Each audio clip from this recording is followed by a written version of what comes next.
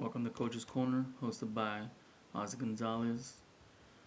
Start off with the NFL weekly scores, followed by Pac 12, finishing off with some high school football. Thursday night football, we had Miami winning 22-20 over Cincinnati. We had Carolina win 34-10 over Atlanta. Dallas winning late 27-23 over Minnesota. Kansas City winning 23-13 over Buffalo, staying undefeated. Washington Redskins led by RG3 to win late in overtime, 30-24. We had record-breaking 7 touchdowns by Nick Foles to lead Philadelphia to win 49-20 over the Raiders. Seattle came back, won it in overtime, 27-24 after being down 21-0 at the half. Cleveland winning 24-18, led by Jason Campbell. New England winning 55-31 over the Steelers. In the Sunday night game, we had Indianapolis Colts winning 27-24 over the Houston Texans.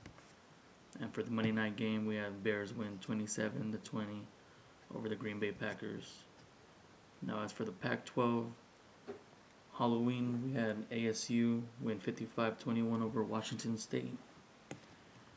We had USC win on Friday night 31-14 over Oregon State. Arizona barely beating out Cal 33-28. And the UCLA Bruins winning 45-23 over Colorado. Now for the upcoming games for this week. To start off, we have the Thursday night game.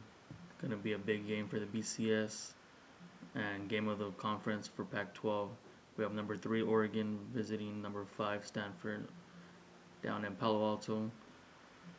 To start off with Oregon Ducks, led by Heisman candidate Marcus Mariota, leading at quarterback. Q weapons on Oregon with D'Anthony Thomas at running back, and you can put him at the wideout. You have Huff at the receiver, and on defense, holding it down from Chino Hills, we have Ifo, number 14.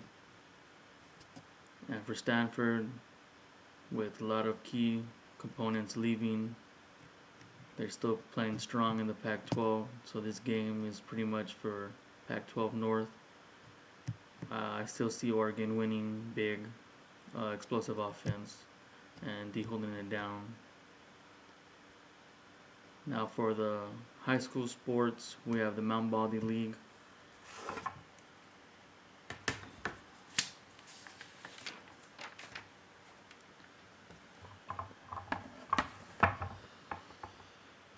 Friday night, November 1st, we had Chino beating out Gary 41-7. We had Don Lugo Conquistadors beat out Ontario Jaguars 35-27. Colony Titans beating out Chaffey Tigers 48-18. So it sets up for this week for Friday, November 7th, down at Colony. Chino versus Colony for Mount Baldy League champs. Both atop at 5-0 in league. Then you have Chaffey Tigers at 4-2. You have Montclair Cavaliers at 2-3. Then Don Lugo and Ontario 1-4. And finishing off is Gary at 0-5. Now, as I said, upcoming games, we got Chino at Colony setting it up for league champs. Then you have Montclair at Ontario and Don Lugo at Gary. The Ontario game will be at Montclair, with Ontario being the home team and Chaffey with the bye. My predictions for this Mount Baldy League, I have Chino losing to Colony, leaving Colony 6-0, Chino 5-1, Chaffey 4-2, with all 3 winning and being able to make it to playoffs. Then I have Ontario losing to Montclair and Don Lugo beating out Gary.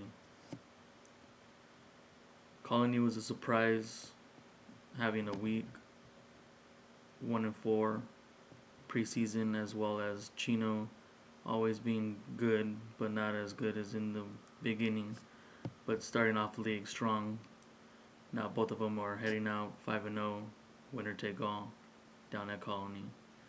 As for the Sierra League, we have Friday scores: Charter Oak beating Ayala 21-7.